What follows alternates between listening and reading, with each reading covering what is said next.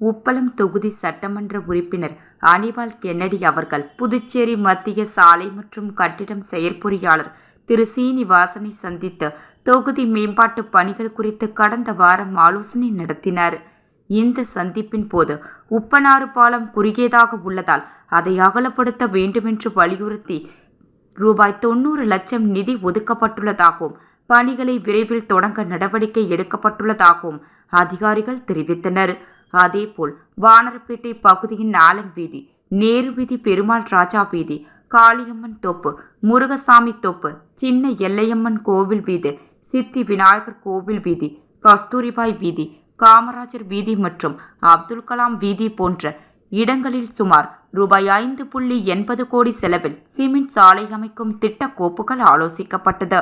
அத்துடன் பெரியபள்ளி மற்றும் வீரர்வெள்ளி பகுதிகளில் உள்ள சந்தா சாஹிப் வீதி, மிலாத் வீதி, மோரிசன் வீதி, வஉசி வீதி மற்றும் நைனிபா பள்ளி வீதிகளில் ரூபாய் 12 கோடி செலவில் சிமெண்ட் சாலை அமைக்கும் திட்டங்கள் குறித்து ஆலோசனை நடைபெற்றது. மேலும் துறைமுக இனிப்பு சாலை, நேதாஜி நகர் 2 இனிப்பு வழியில் புதிய வாய்க்கால் அமைப்பது, சுப்பையா சாலையிலிருந்து ரயில்வே நிலையம் வழியாக ராசு உடையார் தோட்டம் கடந்து செல்லும் வாய்க்காலை சுத்தம் செய்ய நடவடிக்கை எடுக்க வேண்டும் என சட்டமன்ற உறுப்பினர் வலியுறுத்தினார். இதையடுத்து சட்டமன்ற உறுப்பினர் அனிபால் கென்னடி அவர்கள் பொதுப்பணித்துறை தலைமை பொறியாளர் வீரசெல்வம் அவர்களையும் சந்தித்து ஆலோசனை மேற்கொண்டார்.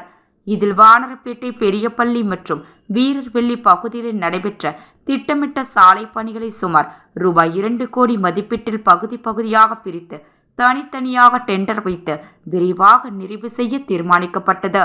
இவ்வனைத்து பணிகளும் விரைவில் தொடங்கப்பட உள்ளதாக குறிப்பிட்டது.